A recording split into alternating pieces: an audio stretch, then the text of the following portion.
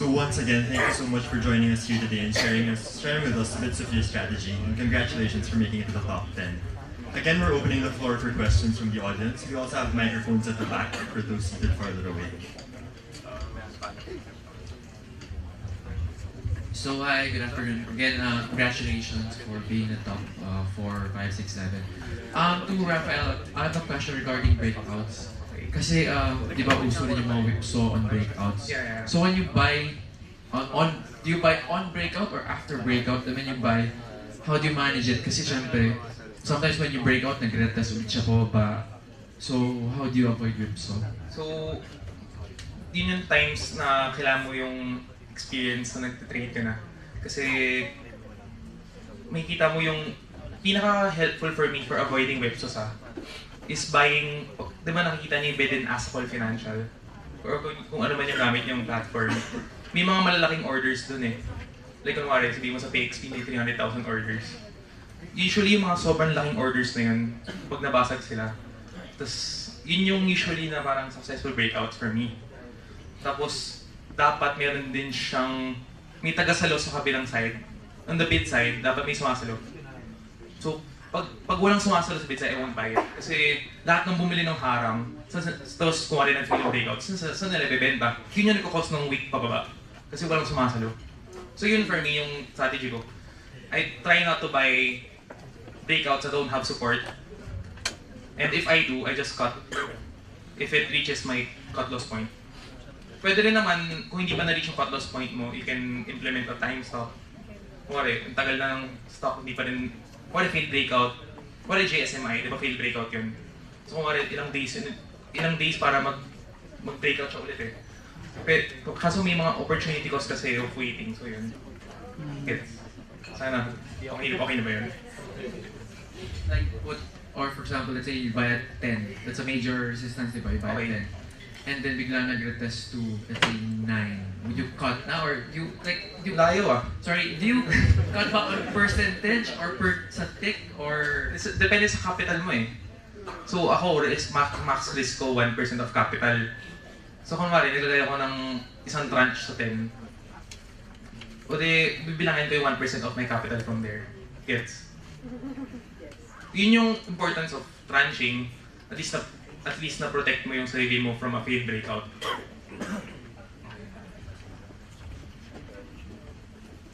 Other questions?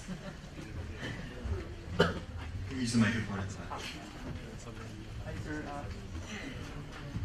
Hi sir, I'm Ro. I have a question for Mr. Rafael. Sir, regarding dun sa buying mo, actually, same din ako ng way nung kay Boobs. Bali, dun napansin ko lang dun sa yung first breakout niya. Then nag-add ka pa nung may maliit na box. Parang nag-buy ka pa rin dun na break mo yung... Hindi.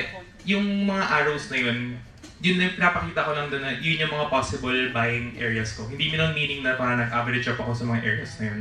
Okay. Bali, when it comes to dun sa additional na kunyari mag-add ka ng position dun sa stock, and then bumalik siya dun sa box, ang ikakat mo lang ba is yung inad mo or yung buong portfolio, buong position mo na? Ako, hino-hold ko muna. Binibigyan ko muna ng parang breathing room. In general, parang isipin mo yung binili mo na extra. Huwag mo isipin na kasama na yung original mo. Gets mo? Well, ako ganoon ko siya iniisip. So pag na-meet nun yung... Pero syempre yung additional na yun, hindi ko na pinapabot ng 1%. Medyo mas tight yung cut ko dun sa extra size ko. So, depende rin sa'yo kung gaano ka, ano yung risk appetite mo. Sige sir. Thank you.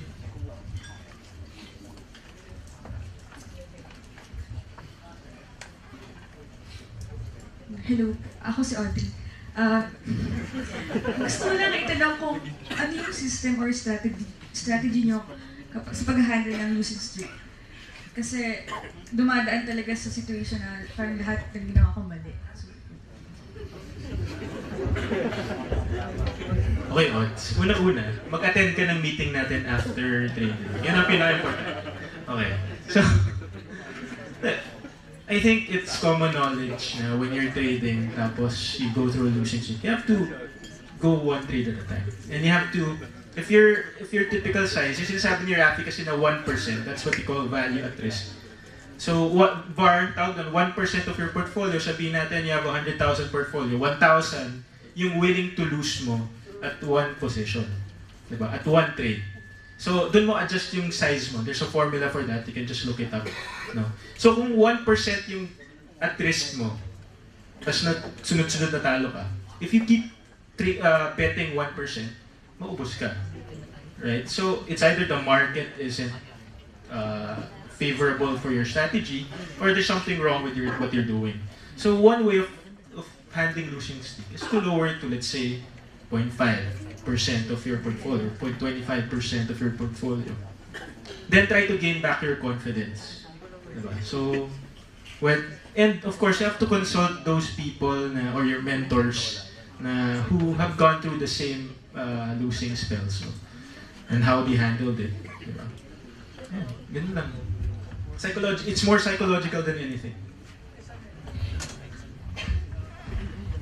To add on to that, yung na-mention din ni Chad kanina is during losing streak, I always remember my why. Why do I trade? So, pag-uwi ko sa bahay, I see my 2 babies. So, yun. Kakalimutan ko na lahat ng nung talo. Eat ice cream. Shower. Tapos, study ulit.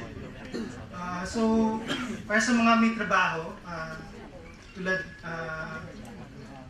ko, you work habang tulog sila. So, habang tulog sila, start charting or I wake up 5 a.m. in the morning and go to the office early para makapag-chart ako doon. So, yun. Always remember your whys para makalimutan yung mga losing streak.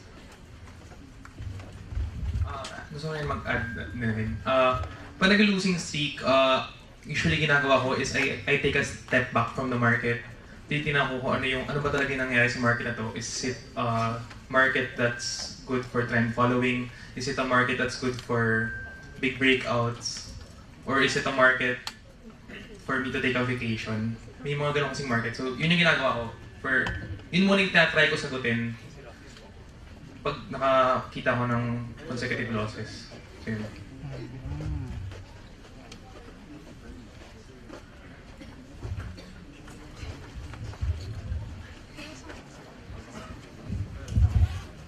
Good afternoon. Congrats to you all.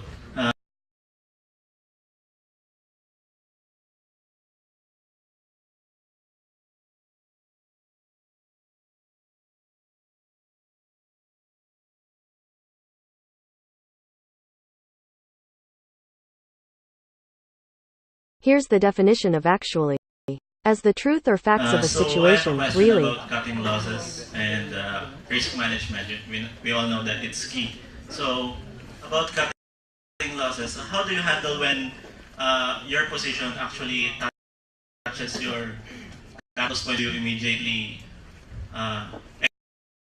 execute it, or can we know your parameters and other tips for that?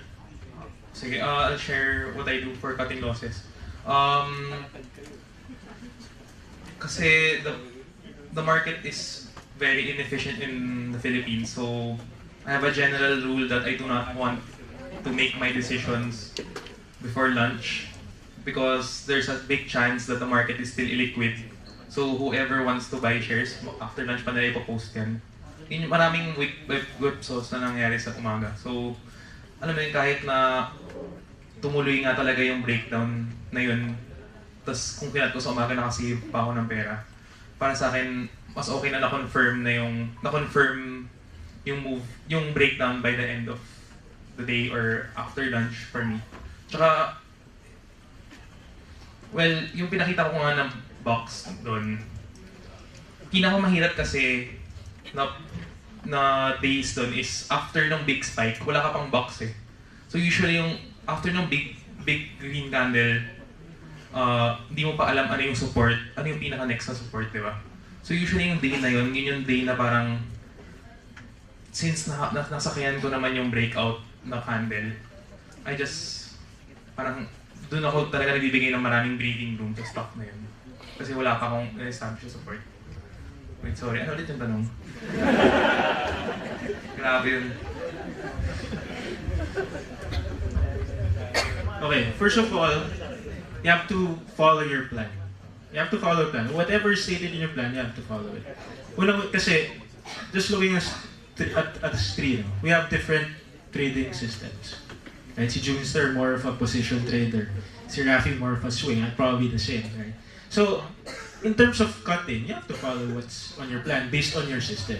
Diba? Pero, since sabi nga ni Rafi, the Philippine market, it's very inefficient. When you say very inefficient, walang liquidity, meaning not enough volume. So, my advice is to have, instead of having a specific price, it has to be a range nung ka magka-cut. Diba? So, we can't just, basta tumama doon, cut ka na. Diba? It has to be a certain range for you to cut. Lalo na if you have a big position. You have the big position, again, yung tranches for buying, also tranches for selling. Meaning, pag sabihin natin, strategy mo na yan. Sabihin natin, tumama sa cut mo, diba? Bawas ka one tranche. Diba? And after that, everything else will be easier to cut. Diba? So it has to be a range for me. And play around that range when you're cutting. To add onto that again, follow your plan nga. So before I enter a trade, I make sure that the risk-reward ratio is good. So hindi ako papasok kung 1:1 lang. As much as possible, I like 2:1. So kung nakita ko yung possible, let's say, yung possible gain ko lang is 5%, so as much as possible, hindi ako papasok doon. Kung yung risk ko is 5% lang per trade. So sa cut loss, ayun, fail, kung umabot sa cut loss point mo, cut kung cut. Okay, just have to accept na you're wrong and move on. Kung whip, the whip. So just market will just provide an opportunity for you to buy back. So before, kung na-whip ako, ay ayaw ka na yan, hindi ko na babalikan. Always remember, kung mali ka dahil na-whip, you find opportunity to buy back.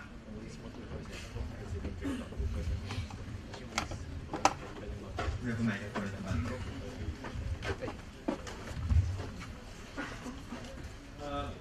Hello, thank you. Can you also share with us your daily routines, or if you have end of week routines you can share as well? Thank you. Daily routine? Ayun, 5 a.m. wake up in the morning, go to office, tapos usually kasi may mga meetings ako with my US counterparts 8 a.m. So kung may time pa, I review my plans for the day, so sa chart. So pwede ko gawin yun kasi manager na ako. So, ay, baka mamaya malinis. Okay. So anyways,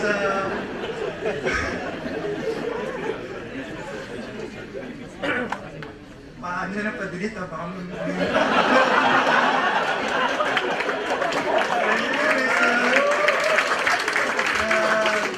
ayun, I review my plans, and then tapos during market hours, I reserve a meeting room para during market hours, since more on position trading, execute ko talaga yung mga trades ko usually end of day.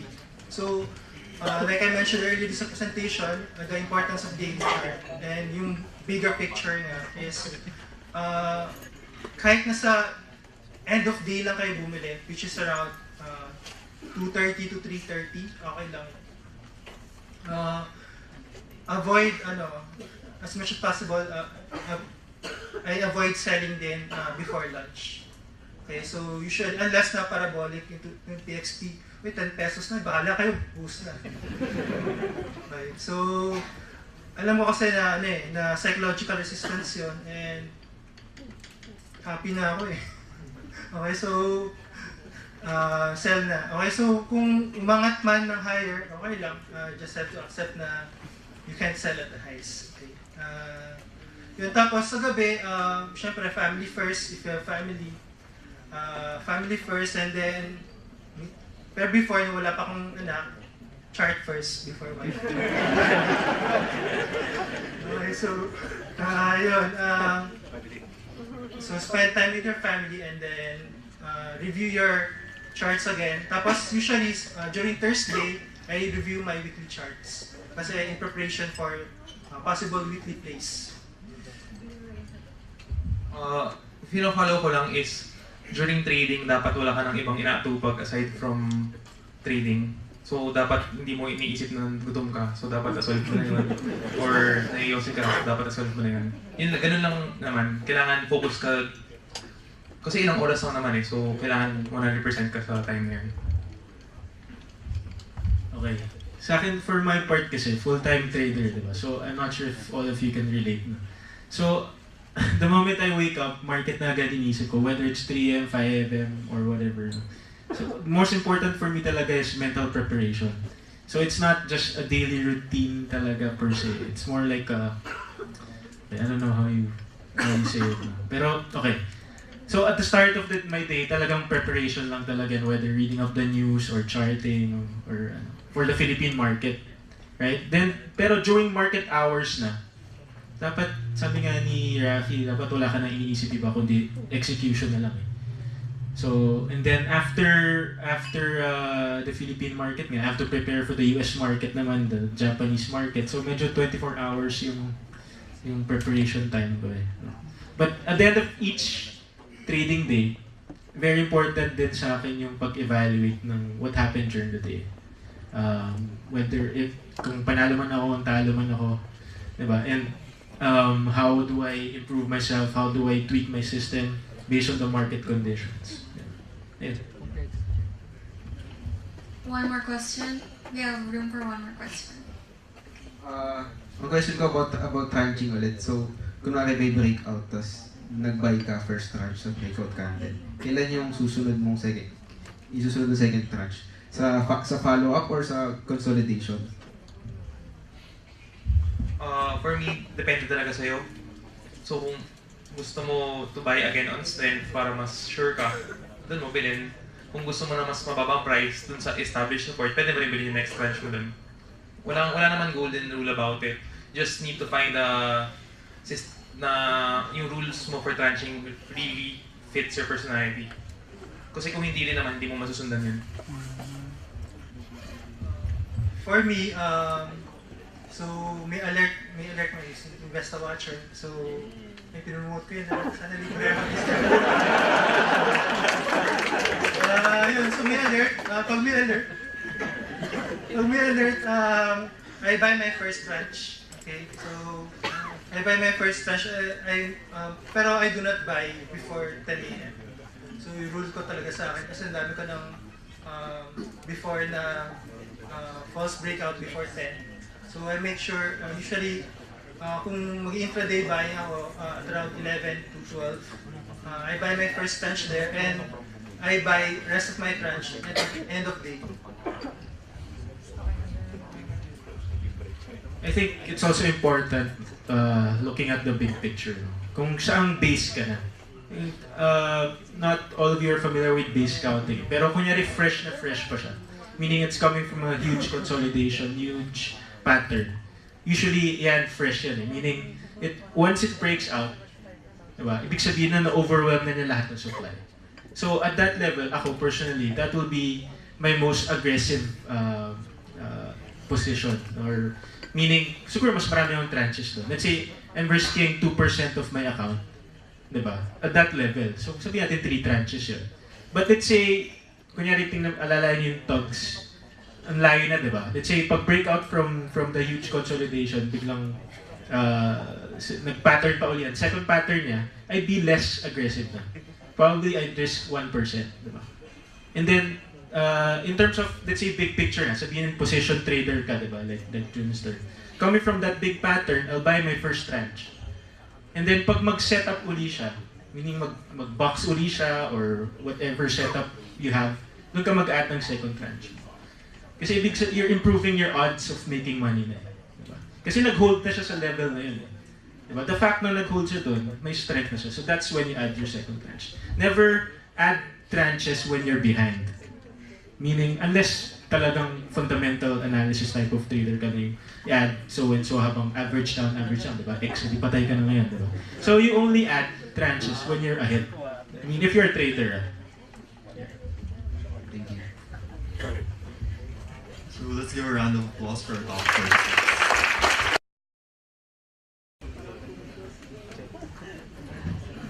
So once again, thank you so much for joining us.